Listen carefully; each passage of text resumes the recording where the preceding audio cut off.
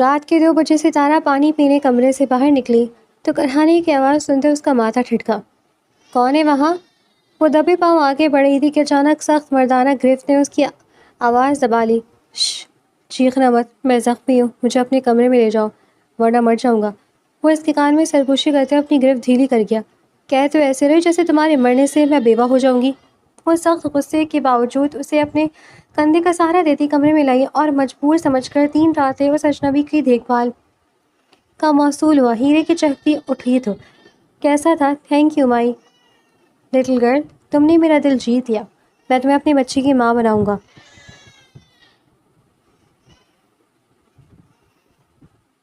ستارہ اپنی ماں کے سارے سوالوں کو نظر انداز کرتے ہوئے تیزی سے کپڑے طے کر کے بیگ میں ڈال رہی تھی، جیسے اس سے زیادہ ضروری اور کوئی کام نہ ہو۔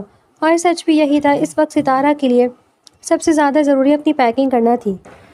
اور سچ بھی یہی تھا کہ اس وقت ستارہ کے لیے سب سے زیادہ ضروری اپنی پیکنگ کرنا تھی۔ ماں کی طرف دیکھتے رہتی تو شاید ابھی تک وہ کوئی کام ہی نہ کر پاتی۔ آسیہ بیگم اب کی بار چلا کر بولی، ستارہ میں تم سے مخاطب ہوں، تم آخر اتنا ضد کیسے ہو سکتی ہو؟ پہلے تو تم ایسی نہیں تھی۔ ستارہ نے بیگ بند کر کے اب تسلی سے ماں کی طرف دیکھا تھا۔ اب آپ یہاں بیٹھے میرا کام ہو گیا، اب پوچھے کیا پوچھ رہی تھی؟ آسیہ بیگم نے غصے سے اسے گھورا تھا۔ تمہیں کیا ضرورت ہے نوکری کرنے کی، وہ بھی اتنی دور جا کر؟ اکیلے کیسے رہو گی تم؟ جوان جہاں لڑکی ہو کر کل کلا کو کوئی بات ہو گئی تو ہم کس کو منہ دکھانے کے بھی نہیں رہیں گے۔ تمہارے بھائی بھابھی کو بہت غصہ ہے۔ تمہارے بھائی نے کہا کہ اگر تم نے اس گھر سے قدم باہر نکالا تو تمہاری شکل ڈھک نہیں دیکھے گا۔ ماں کی بات پر ستارہ زور سے ہنسی تھی۔ یہ وہی ستارہ تھی جو کل تک بھائی کا نام سن کر سہم جاتی تھی۔ ماں نے جس کام سے منع کرنا ہوتا تھا وہ شکیل کا نام لیتی تھی، سوال ہی پیدا نہیں ہوتا تھا۔ ستارہ وہ کام لے کر جس سے شکیل نے منع کیا ہے، اور اب ستارہ اپنے اسی بھائی کی خفگیت سوچ کر زور سے قہقہے لگا رہی تھی۔ اماں بھابھی کی بات تو آپ نے خوب کہی، وہ تو اس بات پر غصہ کریں گی کہ مفت کی ملازمہ ہاتھ سے نکل گئی ہے، جو بچوں کو بھی سنبھالتی تھی اور گھر کے سارے کام بھی کرتی تھی۔ اور بھائی انہیں تو اپنی بیوی کی خفگی کا سوچ کر غصہ آ رہا ہوگا۔ بیوی ناراض ہے تو ان کا بھی ناراض ہونا فرض بنتا ہے، آخر ان کے فرما بردار شوہر جو ہیں۔ ستارہ میں دیکھنے لگی ہوں تو بہت بولنے لگی ہوں، بہت بدتمیز ہوتی جا رہی ہوں۔ بس میں نے کہہ دیا تم یہ نوکری نہیں کرو گی۔ اماں میں نوکری کروں گی، اپنے پیروں پر کھڑی ہونا چاہتی ہوں، اپنے آپ کو کسی قابل بنانا چاہتی ہوں تاکہ کل کو کوئی مجھ پر انگلی اٹھا کر اس طرح سے الزام نہ لگا سکے جیسے آپ کی بہو نے میرے ساتھ کیا۔ آسیہ بیگم اس سے چڑھ کر بولی، بہو نے اس بات پر معافی بھی تو مانگی تھی، شرمندہ بھی تھی، پھر بھی تم اس بات کو لے کر بیٹھ گئی ہو۔ اماں پہلے میرا سب کے سامنے تماشا بنایا اور پھر انہوں نے مجھ سے معافی مانگی نہیں، مانگنی چاہیے مجھے ایسی شرمندگی اور ان کی ایسی معافی۔ اور اگر آپ کو میرے اکیلے جانے سے اتنا ہی مسئلہ ہے تو آپ خود کیوں نہیں میرے ساتھ چلتی؟ ہم دونوں ماں بیٹی مل کر ایک ساتھ رہیں گے، یقین کریں اماں یہاں سے بہت اچھی زندگی وہاں پر آپ گزاریں گی۔ یہاں پر ہر وقت آپ کو بہو اور بیٹے کی ہی فکر رہتی ہے، ان کی خوشنودی کی ہی پڑی رہتی ہے۔ وہاں پر ایسا کوئی سین نہیں ہوگا، وہاں اپنی مرضی سے زندگی گزاریں گے۔ تم بھی نہ پتہ نہیں کیا کیا بولتی رہتی ہو۔ وہ نظر چرا کر بولی، میں اپنے پوتے پوتیوں کے بغیر نہیں رہ سکتی، میرا جانا تو ناممکن ہے۔ تو بھی یہ ٹھیک ہے اماں، آپ مجھے مت روکیں، اگر آپ کو میرے اکیلے جانے سے مسئلہ ہے تو میں عصمت بوا کو اپنے ساتھ لے جاتی ہوں۔ اب سب کو اعتراض نہیں ہوگا نا؟ اب کی بار آسیہ بیگم خاموش ہو گئی کہ ان کی بیٹی تو بالکل ان کے ہاتھ سے نکل گئی تھی، ہر بات پر اس طرح سے دلیل لے کر آتی تھی کہ وہ لاجواب ہو جاتی۔ عصمت بوا ان کی پرانی ملازمہ تھی، کئی سالوں کا ساتھ تھا، اپنی انہی عصمت بوا پر آنکھیں بند کر کے اعتبار تھا۔ عصمت کے نام پر وہ خاموشی ہو گئی تھی، اور پھر یوں ماں کی خفگی، بھائی کی ناراضگی اور بھابھی کا سوچا منہ دیکھ کر بھی نظر انداز کر کے وہ عصمت بوا کو لے کر اس چھوٹے سے فلیٹ میں آ گئی تھی جس کے قریب ہی اس کا آفس تھا۔ اچھی خاصی سیلری تھی، پک اینڈ ڈراپ بھی آفس والے دے رہے تھے، فلیٹ کا کرایہ دینے کے بعد بھی اچھی خاصی رقم اس کے پاس بچی جا رہی تھی، تو وہ کیوں کراس نوکری کو ٹھکراتی؟ اتنی پاگل تو وہ ہرگز نہیں تھی۔ 3 مہینے گزر چکے تھے، اپنی مرضی سے سوتی، اپنی مرضی سے جاگتی، ہر کام اپنی پسند سے کرتی، نہ بھابھی کی نظروں کی فکر اور نہ اماں کے طعنوں کی ٹینشن۔ وہ ہر ایک چیز سے بے نیاز تھی، کبھی کبھی ماں کی یاد آتی تو انہیں فون بھی کھڑکا دیتی، مگر وہ 2 منٹ بات کر کے فون رکھ دیا کرتی تھی، انہیں کوئی نہ کوئی کام یاد آ جاتا تھا۔ جانتی تھی کہ اب بھابھی اماں کو ہی ہر وقت اپنے ساتھ کام میں لگائے رکھیں گی۔ پہلے تو ستارہ وہاں پر تھی جس کے اوپر گھر کی ساری ذمہ داریاں انہوں نے ڈال رکھی تھی، اور اب بھابھی کے ہاتھ پاؤں پھول رہے تھے کیونکہ انہیں اتنے سالوں میں نہ کام کرنے کا تجربہ رہا تھا اور نہ کبھی انہوں نے ضرورت محسوس کی تھی۔ پہلے پہلے ستارہ بھی ان کے آگے پیچھے پھرتی تھی، ان کی میٹھی زبان سے وہ بری طرح گھائل تھی۔ جمیلہ بھابھی کو بھی اپنی میٹھی زبان کا استعمال کرنے کا پورا کمال حاصل تھا۔ وہ غصے اور طعنہ دے کر کام کروانے کے بجائے میٹھی زبان کا استعمال کرتی اور ستارہ ان کے آگے پیچھے پھرتی۔ اس سے شوق تو تب لگا جب اس کے لیے اس کے چچا زاد نعمان سے پسندیدگی کا اظہار کیا۔ نعمان کچھ دن ان کے گھر رہا تھا۔ اس نے ستارہ کو قریب سے دیکھا، اس کا اٹھنا بیٹھنا، اس کا سلیقہ، اس کا سراپا دیکھ کر وہ اس سے پوری طرح متاثر ہو گیا تھا۔ دل ہی دل میں پسندیدگی کے جذبات پیدا ہو گئے تھے۔ وہ اپنا بزنس اسٹیبلش کر رہا تھا، اچھا خاصا پڑھا لکھا تھا اور ایک اچھا مستقبل اس کے سامنے تھا۔ گھر جا کر اس نے ستارہ کے لیے بات کی۔ ان دونوں بھابھی نے ستارہ کی خالہ کے ساتھ بہت اچھے تعلقات گانٹھ لیے تھے۔ اکثر ان کے گھر بھی جاتی اور کبھی کبھی ان کی بھی دعوت کرتی، مگر وہ ہمیشہ اکیلی ہی ان کے گھر جاتی تھی، کبھی اپنے کسی بہن کو لے کر تو کبھی ماں کو لے کر آئی۔ ستارہ اور ان کی ماں نے کبھی بھی اس معاملے پر زیادہ غور و فکر نہیں کیا، نہ کبھی اس بات پر اعتراض کیا۔ وہ تو خوش تھے کہ ستارہ کی بھابھی ان کی بہن کو اپنا سمجھتی ہیں۔ ہوش تو انہیں تب آیا جب جمیلہ نے اپنی بہن کا رشتہ نعمان کے ساتھ کروا دیا۔ ستارہ تو ہکا بھکا رہ گئی۔ نعمان اس کی پسند تھا اور وہ تو اسے شادی کرنے کے وعدے کر چکا تھا، پھر وہ بھابھی کی بہن سے کیسے شادی کر سکتا ہے؟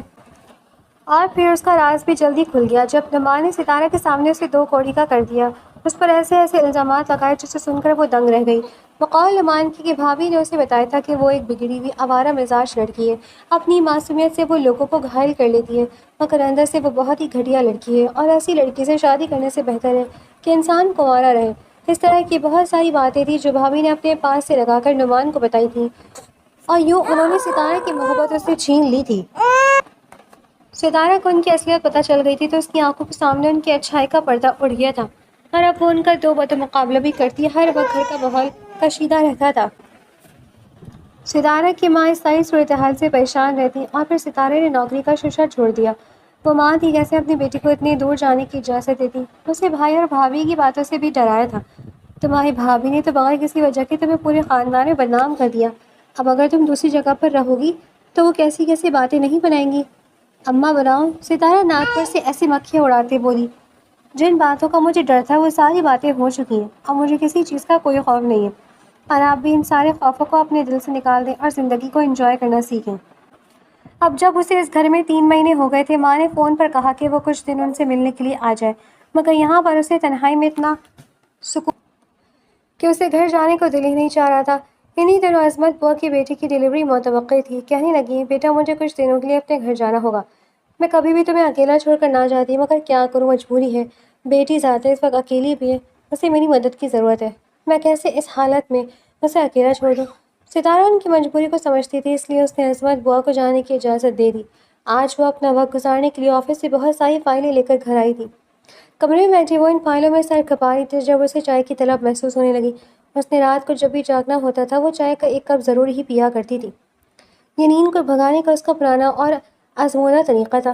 چائے بنانے کے بعد وہ اپنے کمرے کی طرف جا ہی رہی تھی جب اچانک سے کسی نے اس پر حملہ کر دیا۔ وہ پوری طرح سے چلائی تھی، کون ہے یہاں پر؟ کون ہو تم؟ چور ہو؟ دیکھو اگر تم کسی بری نیت سے آئے ہو تو تمہیں میں آج سے کچھ نہیں ملنے والا، میں اپنی جان دے دوں گی مگر خود پر آنچ نہیں آنے دوں گی۔ اس شخص نے ہاتھ بڑھا کر اس کے منہ پر ہاتھ رکھ دیا۔ کتنا بولتی ہو تم، اگلی کی بات بھی سن لیا کرو، کون ہو تم؟ ستارہ کے منہ سے دبے دبے الفاظ نکلے تھے، مجھے پہلے اپنے کمرے میں لے کر چلو، بہت بیمار ہوں میں، بہت زخمی ہوں، اس وقت بہت مشکل سے اپنے پیروں پر کھڑا ہوں، اور تم پلیز اس طرح چیخو چلاؤ مت، خاموشی سے مجھے اپنے ساتھ لے کر چلو، ورنہ وہ لوگ جو باہر موجود ہیں وہ میرے بارے میں باخبر ہو جائیں گے۔ ستارہ نے بے پناہ پریشانی سے اس کی طرف دیکھا، تم کوئی آدم مجرم لگتے ہو، یقیناً پولیس تمہارے پیچھے ہوگی، میں ابھی شور مچا کر پولیس کو بلا لوں گی۔ اس نے دوبارہ سے ستارہ کے منہ پر ہاتھ رکھ دیا۔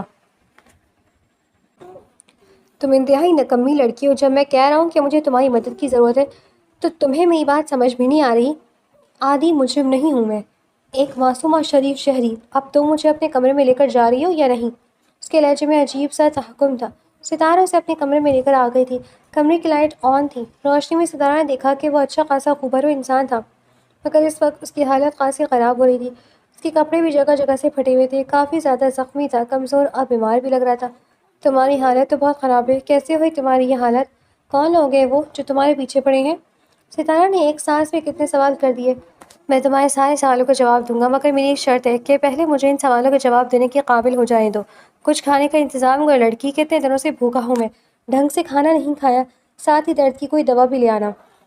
ہاں ٹھیک ہے، میرے پاس فرسٹ ایڈ باکس ہے، اس میں بہت سارے ایمرجنسی سے ٹپنے کے لیے دوائیں موجود ہیں۔ مرہم پٹی کے لیے بھی اس میں ضروری کچھ نہ کچھ ہوگا، پہلے میں تمہارے کھانے کے لیے بندوبست کرتی ہوں۔ وہ جلدی سے کچن میں گئی، کھانا گرم کر کے اس کے سامنے رکھا اور اس نے بھی یوں کھانا کھایا جیسے نہ جانے کب سے بھوکا ہو۔ کھانا کھا کر اس نے ایک تشکرانہ نظر ستارہ پر ڈالی۔ ستارہ پھر دودھ میں ہلدی ڈال کر اس کے لیے لے کر آئی اور پھر مرہم پٹی کرنے کے لیے جب وہ اس کے قریب آ کر اس کے بازو کو چھونے لگی تو ایک دم سے وہ جھجکی تھی۔ اس کے چہرے کا رنگ بدل گیا تھا۔ اجنبی نے بھی ستارہ کے بدلتے چہرے کو بغور دیکھا تھا۔ آپ اس طرح گھبرائی ہیں جیسے پتہ نہیں کیا ہونے والا ہے۔ ارے میں زخمی ہوں اس وقت، آپ انسانیت کی خدمت کر رہی ہیں، ایک زخمی کے کام آ رہی ہیں۔ میں آپ کو دعا دوں گا اور یقیناً اس کے ساتھ ساتھ کچھ ایسا بھی جو آپ کو بہت پسند آئے گا۔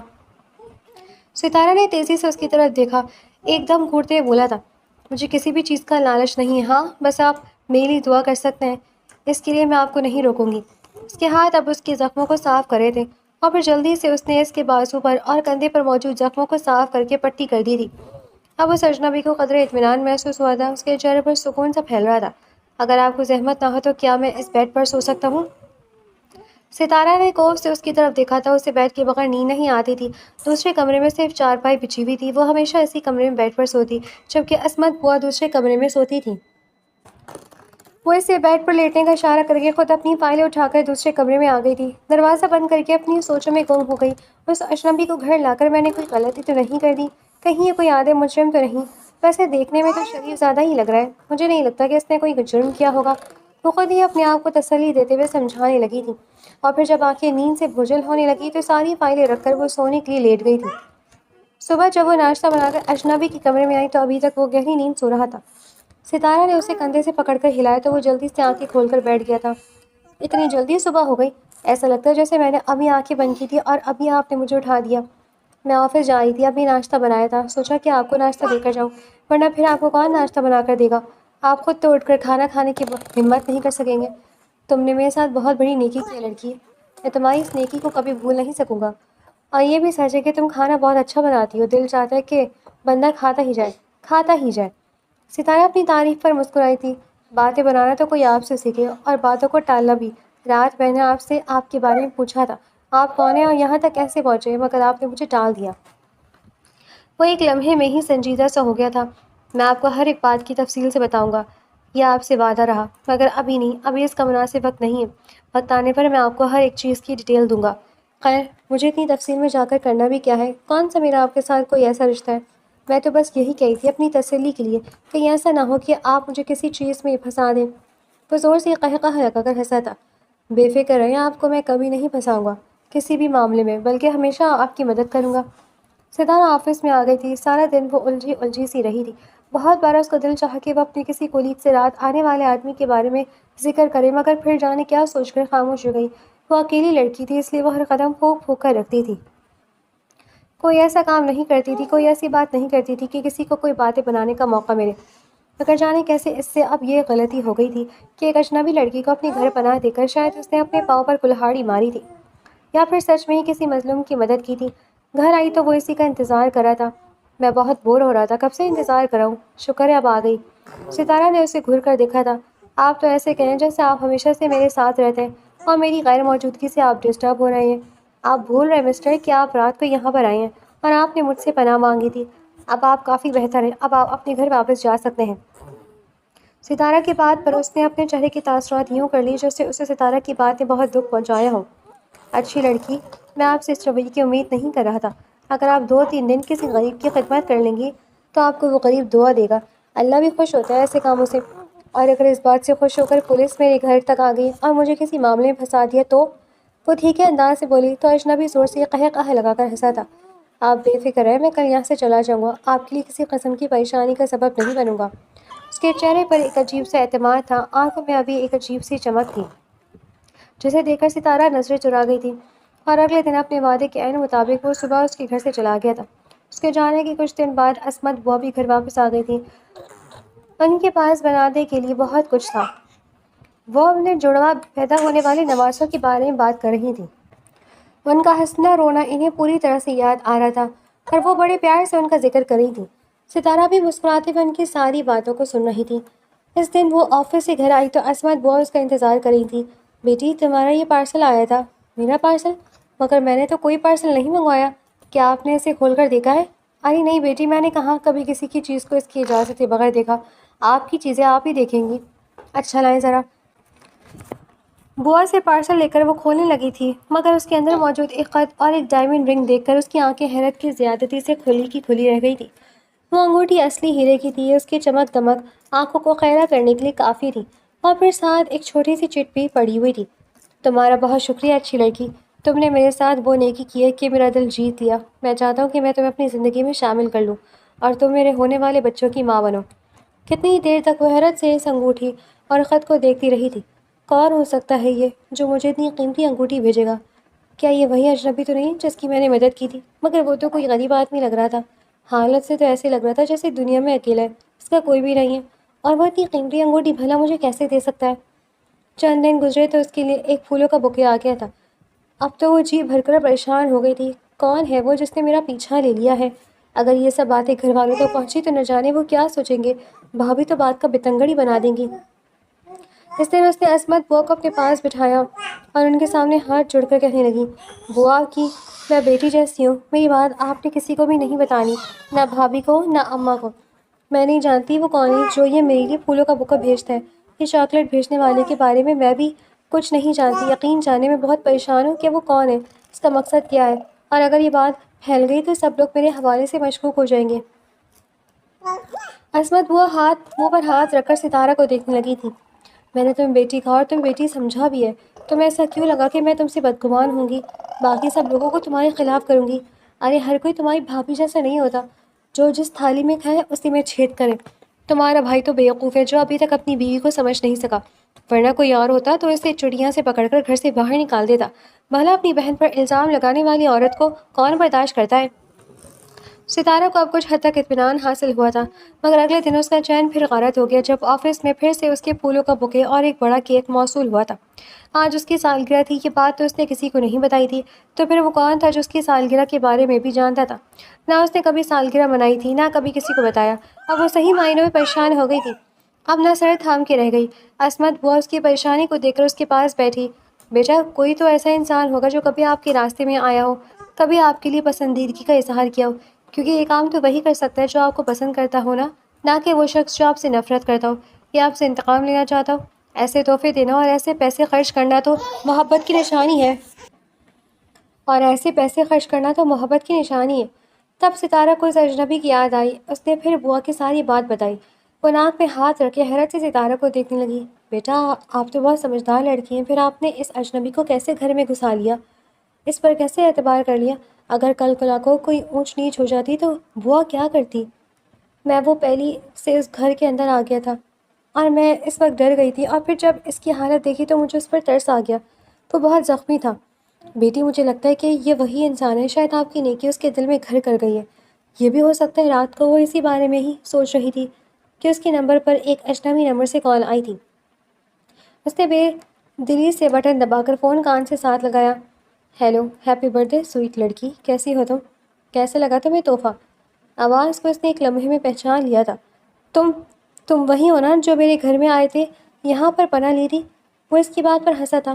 بڑی جلدی پہچان لیا تم نے، لگتا ہے تم بھی مجھے بہت یاد کرتی ہو، میرے بارے میں سوچتی ہو، تبھی تو میری آواز سنتے ہی تمہیں پتہ چل گیا کہ میں کون ہوں۔ وہ اسے چھیڑتے بولا تو ستارہ کو غصہ آنے لگا تھا۔ ایسی کوئی بات نہیں ہے، مگر یہ جو تم کر رہے ہو یہ بہت غلط حرکت ہے۔ تم جانتے ہو اس سب کی نظروں میں میرا امیج کتنا خراب ہو سکتا ہے۔ مجھے ہمیشہ سے اپنی امیج کی پرواہ رہی ہے، میں نہیں چاہتی کہ کوئی میرے بارے میں غلط سوچے۔ ٹھیک ہے، آج کے بعد میں ایسا کچھ نہیں کروں گا جس سے تمہیں غصہ لگے، لیکن مجھے یہ بتاؤ کہ اگر کوئی تمہارے بارے میں اچھا سوچے گا تب تمہیں کیسا لگے گا؟ ستارہ اس کی بات پر چونکی۔ کیا مطلب، کیا کہنا چاہتے ہو؟ کھل کر کہو۔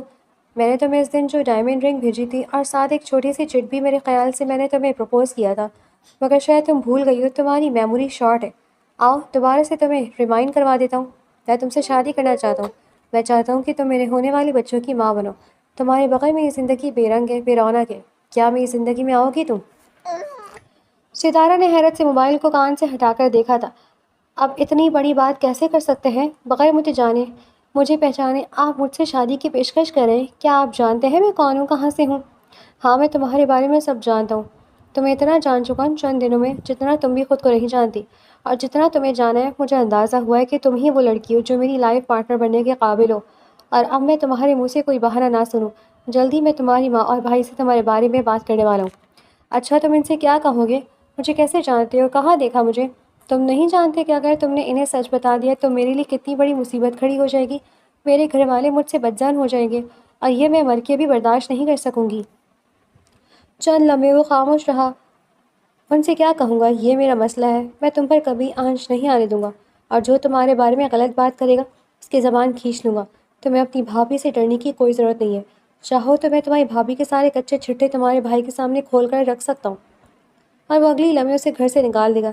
اگر تمہاری بھابھی کی شادی سے پہلے کے کارنامے ایسے تھے، کبھی کسی ایک لڑکی کے ساتھ تو کبھی کسی دوسرے لڑکی کے ساتھ، اور یہ بات کوئی غیرت مند مرد برداشت نہیں کر سکتا۔ ستارہ کا تو منہ کھلا کا کھلا رہ گیا تھا۔ اسے اندازہ تھا کہ اس کی بھابھی کسی قماش کی عورت ہے، مگر کوئی اسے اتنی آسانی سے جج کر لے گا اور اس کے سارے رازوں سے واقف ہو جائے گا، یہ بات ستارہ کو ہضم نہیں ہو رہی تھی۔ تم تم یہ سب کیسے جانتے ہو؟ بتاؤ مجھے۔ ارے سویٹ ہارٹ، یہ سب میں نے تمہارے لیے کیا۔ تمہارے بارے میں معلومات نکلواتے تمہاری بھابھی تک پہنچ گیا۔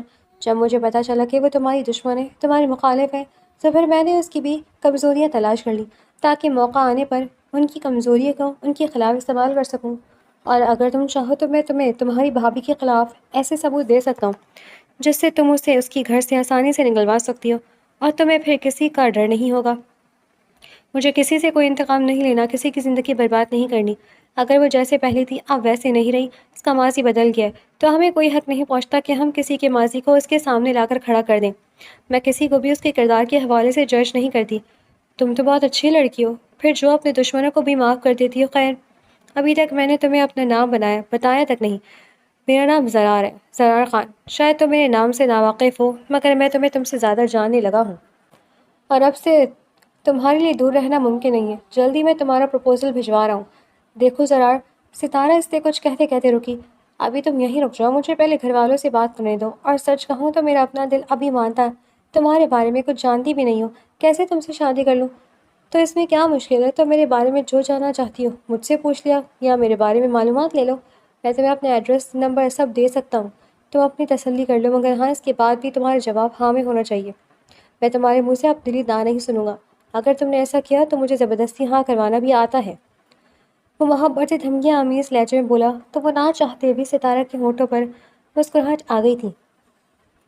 فون بند کرنے کے بعد بھی وہ اس کی باتوں کے بارے میں سوچتی رہی۔ کتنی سحر انگیز شخصیت تھی اس لڑکی کی، کتنی سحر انگیز باتیں کرتا تھا۔ نہ چاہتے ہوئے بھی بندہ اس کی باتوں میں الجھتا چلا جائے۔ ستارہ کو یاد آیا کہ آج تک اس نے اپنی زندگی میں کبھی کسی سے اتنی لمبی فون کال نہیں کی تھی۔ اس نے وقت دیکھا، پورے 2 گھنٹے اس نے زرار خان سے بات کی تھی۔ وہ انسان جو اس کے لیے اجنبی تھا، وہ اس سے بات کرتے ہوئے وقت کی قید سے آزاد ہو گئی تھی، اور آج سے پہلے ایسا کبھی بھی نہیں ہوا تھا۔ صبح اس کی آنکھ معمول کے بجائے دیر سے کھلی تھی۔ بھاگم بھاگ وہ آفس کے لیے تیار ہوئی تھی۔ سارا دن الجھی سی رہی۔ اس کی دوست اس سے اس بارے میں پوچھنے لگی، کیا بات ہے ستارہ، آج کچھ پریشان سی لگ رہی ہو؟ نہیں پریشان نہیں ہوں، بس یوں ہی سر میں درد ہے، تو اس لیے بیزار سی ہو رہی ہوں۔ کچھ بولنے کو دل ہی نہیں چاہ رہا۔ رات کو وہ آرام کری تھی جب زرار خان کا ٹیکسٹ آیا، تم یہ نوکری چھوڑ رہی ہو ستارہ، کیا ضرورت ہے خود کو تھکانے کی؟ میرا اپنا بزنس ہے، میری زندگی میں آ جاؤ، میرے ساتھ مل کر اس بزنس کو سنبھالو۔ ستارہ نے اس کی بات کا کوئی جواب نہیں دیا۔ اگلے ہی ویکینڈ پر وہ اپنے گھر آئی تھی۔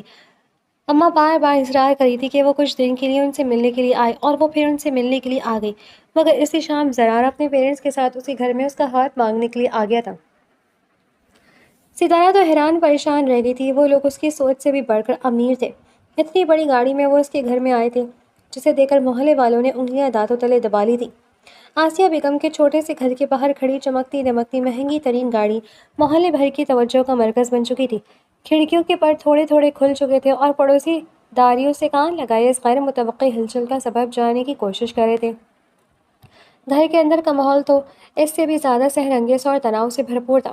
ایک طرف زرار خان اپنے پروقار، نفیس اور انتہائی امیر والدین کے ساتھ صوفے پر ممتگن تھا۔ اس کے چہرے پر وہی مانوس پراعتماد اور ہلکی سی شرارتی مسکراہٹ تھی جس نے ستارہ کو پہلی رات ہی الجھن میں ڈال دیا تھا۔ دوسری طرف شکیل اور آسیہ بیگم حیرت، خوف اور احساس کمتری کے ملے جلے جذبات کے ساتھ بیٹھے تھے، جبکہ جمیلہ بھابھی چائے کی ٹرالی سجاتی ہوئی اپنی نظروں سے اس خاندانی عمارت کا وزن ناپنے کی ناکام کوشش کری تھی۔ شکیل نے کئی بار اپنے گلے کو صاف کیا، اس کے لیے اتنے بڑے لوگوں کے سامنے بات کا آغاز کرنا ہی ایک پہاڑ سر کرنے جیسا تھا۔ آخر کار اپنی مردانہ وجاہت اور خاندانی غیرت کو سنبھالتے ہوئے اس نے زرار کے والد کی طرف دیکھا اور نہایت سنجیدگی سے پوچھا، سر معاف کیجیے گا لیکن ہم ایک متوسط طبقے کے سیدھے سادے لوگ ہیں۔ آپ کی ٹھاٹ باٹ، آپ کی عمارت ہماری سمجھ سے باہر ہے کہ آپ لوگ ہمارے اس چھوٹے سے گھر میں کس سلسلے میں آئے ہیں، اور سب سے بڑی بات، آپ کون ہیں؟ آپ نے ہماری ستارہ کو کہاں دیکھا؟ ہماری بہن تو ایک سیدھی سادی سیدھے راستے پر چلنے والی لڑکی ہے، اس کا آپ جیسے بڑے لوگوں سے کیا جوڑ؟ آسیہ بیگم نے بھی شکیل کی تائید میں سر ہلایا۔ ان کی آنکھوں میں اپنی بیٹی کے مستقبل کو لے کر ہزاروں خدشات سر اٹھا رہے تھے۔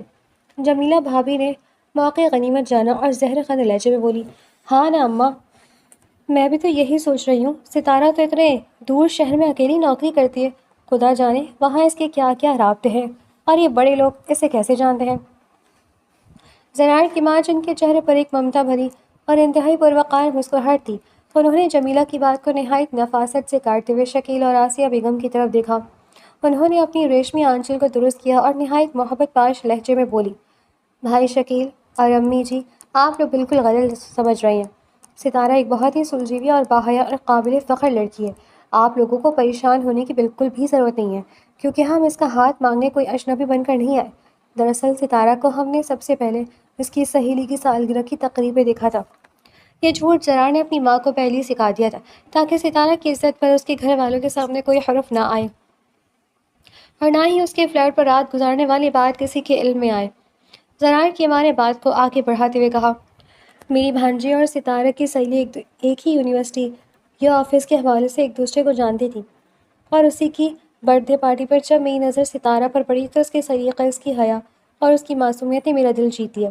میں نے اسی وقت اپنے بیٹے زرار سے ذکر کیا تھا، اور جب زرار نے بھی اسے دیکھا تو اس نے صرف صاف کہہ دیا کہ اگر وہ شادی کرے گا تو صرف ستارہ سے۔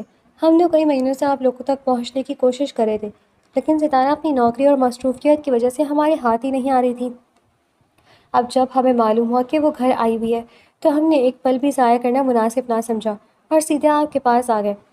زرار کے والد نے گفتگو کا رشتہ سنبھالتے ہوئے کہا، ہم چاہتے ہیں کہ یہ نیک کام جلد سے جلد انجام پایا جائے۔ ہمیں آپ کی دولت یا جہیز کی کوئی ضرورت نہیں، ہماری سب سے بڑی دولت ہماری بہو ہوگی۔ اگر آپ لوگوں کو اعتراض نہ ہو تو ہم اسے اسی ہفتے نکاح کی تاریخ پکی کرنا چاہتے ہیں۔ شکیل اور آسیہ بیگم تو جیسے گنگ ہو کر رہ گئے تھے۔ جمیلہ بھابھی کا چہرہ تو دیکھنے کے لائق تھا، اس کے پاؤں تلے سے زمین نکل چکی تھی۔ جو ستارہ کو برباد کرنے کے خواب دیکھ گئی تھی، وہ اب شہر کے سب سے امیر ترین خاندان کی بہو بننے جا رہی تھی۔ ستارہ جو کمرے کے پردے کے پیچھے کھڑی یہ سب سن رہی تھی، اس کا دل اتنی زور سے دھڑک رہا تھا جیسے سینے سے باہر آ جائے گا۔ اس نے پردے کی اوٹ سے زرار کی طرف دیکھا، جس نے عین اسی لمحے پردے کی طرف دیکھ کر اپنی دائیں آنکھ کو ہلکے سے جھپکایا تھا۔ ستارہ کا چہرہ حیا اور شرم سے سرخ ہو گیا اور وہ تیزی سے پیچھے ہٹ گئی۔ نکاح کی رسومات نہایت سادگی مگر بے پناہ وقار کے ساتھ ستارہ کے گھر میں ہی ادا کی گئی تھی۔ زرار نے شکیل اور آسیہ بیگم کی ہر خواہش کا احترام کیا، اور جمیلہ بھابھی کی تمام تر حاسدانہ چالوں کے باوجود ستارہ اب زرار خان کی قانونی اور شرعی بیوی بن چکی تھی۔ رخصتی کا وقت آئے تو آسیہ بیگم کی آنکھوں میں آنسو تھے، مگر ان آنسوؤں میں اطمینان کی جھلک تھی کہ ان کی بیٹی ایک محفوظ اور عزت دار گھرانے میں جا رہی تھی۔ جب زرار کی چمکتی ہوئی بلیک لگژری گاڑی ایک بہت بڑے عالیشان الیکٹرانک گیٹ سے اندر داخل ہوئی تو ستارہ کی آنکھیں حیرت سے کھلی کی کھلی رہ گئیں۔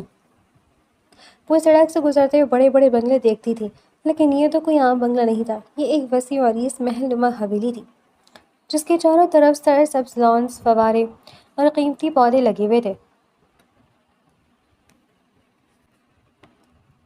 رات کی روشنی میں وہ حویلی کسی خوابوں کے محل کی طرح چمک رہی تھی۔ گاڑی رکتے ہی کئی ملازمین نے دوڑ کر دروازہ کھولے۔ ستارہ کے دل اس نئی دنیا کو دیکھ کر بری طرح سے سہمنے لگا۔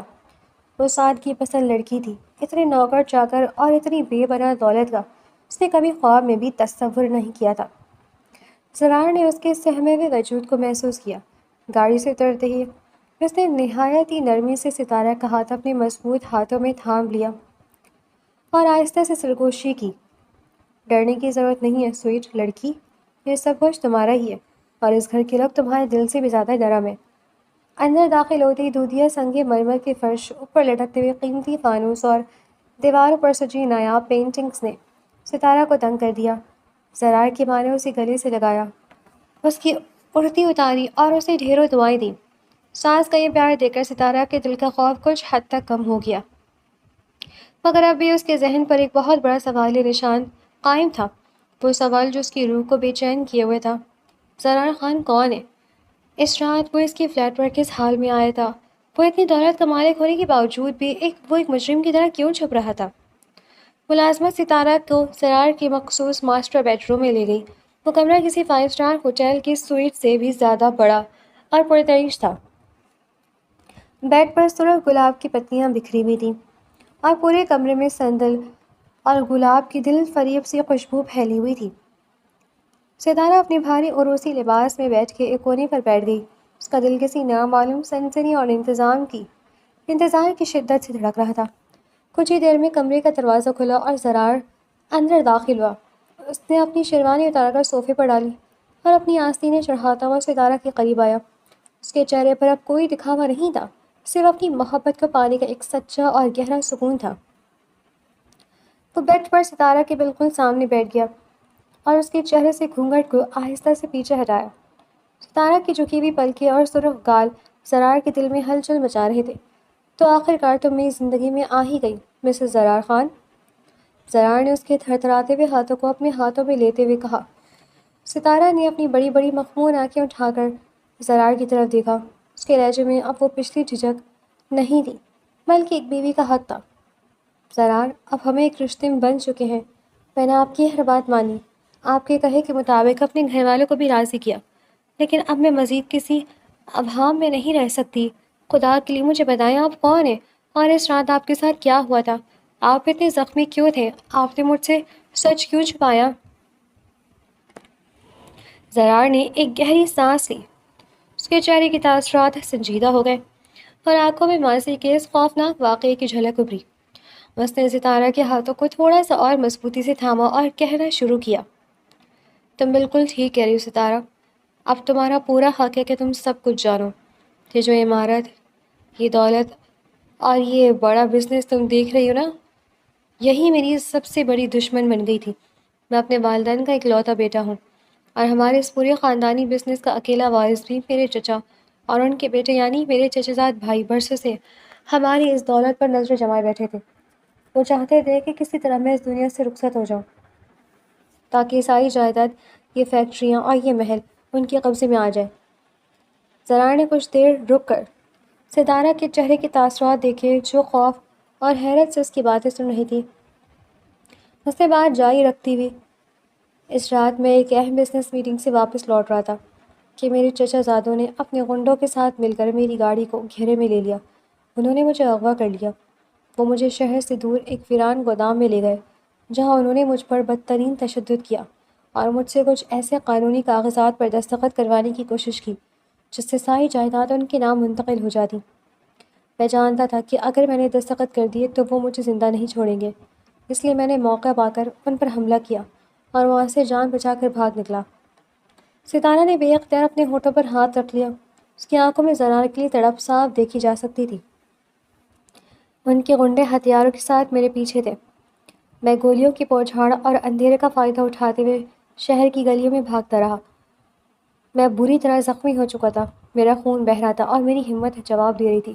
بھاگتے بھاگتے میری نظر تمہاری بلڈنگ پر پڑی۔ تمہارے فلیٹ کا دروازہ اتفاق سے کھلا تھا، یا شاید میری قسمت اچھی تھی۔ میں نے سوچا کہ اگر میں سڑک پر رہا تو وہ مجھے مار دیں گے، اس لیے میں چھپنے کے لیے تمہارے گھر میں داخل ہو گیا، اور اس کے آگے کی کہانی تم تو جانتی ہو کہ کس طرح ایک شیرنی کی طرح تم نے میرا مقابلہ کیا اور پھر ایک فرشتہ بن کر میری مرہم پٹی کی اور مجھے کھانا کھلایا۔ ستارہ نے حیرت سے پوچھا، لیکن زرار، اگر آپ اتنے امیر تھے تو آپ نے اپنے گھر والوں کو اسی وقت کیوں نہیں بتایا؟ آپ وہاں سے صبح ہی صبح کیوں چلے گئے؟ زرار کے ہونٹوں پر ایک دل نشین مسکراہٹ ابھر آئی۔ میں وہاں سے اس لیے گیا کیونکہ مجھے سب سے پہلے اپنی اور اپنے والدین کی حفاظت کا بندوبست کرنا تھا۔ جب میں تمہارے گھر سے نکلا تو میں سیدھا ایک پبلک PCO یا محفوظ جگہ پر گیا، لیکن پھر مجھے یاد آیا کہ میرے پاس تو کوئی فون نہیں تھا۔ تب میں نے تمہارے گھر کے اس پرانے لینڈ لائن نمبر کو یاد کیا جو میں نے تمہاری میز پر لکھی ڈائری سے نوٹ کر لیا تھا، اور اسی کے ذریعے میں نے اپنے فلیٹ کے باہر سے اپنے والد کو کال ملائی۔ جب میرے اپنے باپ سے بات ہوئی تو انہوں نے روتے ہوئے مجھ سے کہا، بیٹا تم کہاں ہو؟ کب سے ہم تمہیں تلاش کر رہے ہیں، تمہاری ماں کا رو رو کر برا حال ہے، پولیس اور ہم سب تمہارے لیے بہت پریشان ہیں، جلدی سے اپنا پتہ بتاؤ۔ زرار نے ستارہ کا ہاتھ چومتے ہوئے کہا، میں نے پاپا کو اپنا مقام بتایا، انہوں نے فوراً اپنی سیکیورٹی اور پولیس کی بھاری نفری میرے پاس بھیجی۔ میں نے پولیس کو ساتھ لے کر اپنے ان کزنس اور چچا کے خلاف تمام ثبوت پیش کیے اور ان غداروں کو اسی وقت گرفتار کروا دیا جو میری جان کے در پہ تھے۔ اب وہ سب جیل کی سلاخوں کے پیچھے اپنے انجام کو پہنچ رہے ہیں اور ہمارا بزنس اور ہماری جانیں بالکل محفوظ ہیں۔ ستارہ نے ایک طویل پرسکون سانس خارج کی۔ اس کے دل پر موجود سارا بوجھ اب اتر چکا تھا۔ وہ جس شخص کو کوئی عادم مجرم یا آوارہ سمجھ رہی تھی، وہ تو حالات کا ستایا ہوا ایک مظلوم انسان تھا جس کی جان اس نے بچائی تھی اور جو اب اس کا مجازی خدا بن چکا تھا۔ تو اس کا مطلب ہے آپ نے جمیلہ بھابھی کے بارے میں جو باتیں کہی تھیں وہ بھی سچ تھیں؟ ستارہ نے پوچھا۔ ہاں۔ زرار کی آنکھوں میں شرارت چمکی۔ جب میں نے تمہارا یہ لینڈ لائن نمبر لیا تو میں نے اپنے پرائیویٹ ڈیٹیکٹیو کو تمہاری پوری ہسٹری نکالنے کا کام سونپا۔ میں جاننا چاہتا تھا کہ میری جان بچانے والی یہ مغرور مگر خوبصورت لڑکی آخر ہے کون۔ اسی دوران مجھے پتہ چلا کہ تمہاری بھابھی نے تمہارے ساتھ کیا گھٹیا گیم کھیلا تھا اور نعمان کو تمہارے خلاف کیسے بھڑکایا تھا۔ میں نے جمیلہ کے ماضی کے سارے ثبوت اکٹھے کر لیے، لیکن تمہاری شرافت دیکھو کہ تم نے مجھے منع کر دیا کہ کسی کا ماضی اچھالنے کی ضرورت نہیں ہے۔ اس لیے میں نے شکیل بھائی کے سامنے کچھ نہیں کہا، ورنہ میں اس عورت کو اسی وقت بے نقاب کر دیتا۔ کمرے میں آویزاں گھڑیاں نے رات کے 2 بجنے کا اعلان کیا۔ باہر ہلکی ہلکی بوندا باندی شروع ہو چکی تھی، جس کی تھاپ کمرے کی کھڑکی کے شیشوں پر ایک مدھم سی موسیقی پیدا کر رہی تھی۔ زرار نے ستارہ کے چہرے پر پھیلی ہوئی راحت کو دیکھا تو اس کا اپنا دل اس شریکہ حیات کے لیے مزید محبت سے لبریز ہو گیا تھا۔ وہ تھوڑا اور قریب ہوا، اس کی گرم سانسیں ستارہ کے گالوں کو چھو رہی تھیں۔ ستارہ نے شرما کر اپنی آنکھیں بند کر لیں۔ ستارہ، زرار نے نہایت دھیمے اور مخملی لہجے میں پکارا، اس رات جب تم نے میرے زخموں پر پٹی باندھی تھی تو تم نے صرف میرے جسم کا علاج نہیں کیا تھا، بلکہ میرے دل کو ہمیشہ کے لیے اپنا اسیر بنا لیا تھا۔ میں نے اسی رات فیصلہ کر لیا تھا کہ اگر میری زندگی میں کوئی عورت آئے گی تو وہ صرف تم ہوگی۔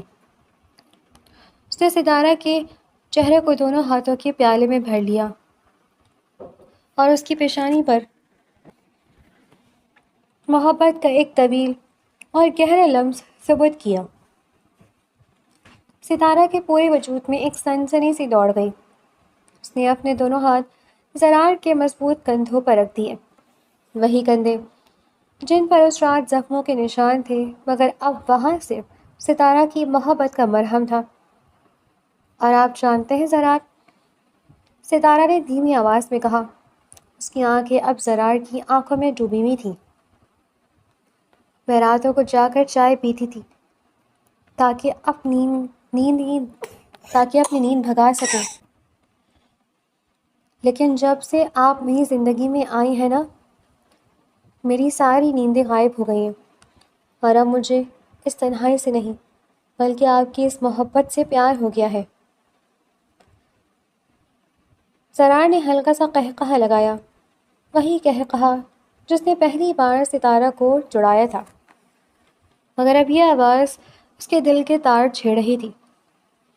تو پھر مسز زرار خان، اب چائے پینے کی کوئی ضرورت نہیں ہے، کیونکہ اب تمہاری زندگی کے سارے خواب سچ ہونے کا وقت آ گیا ہے۔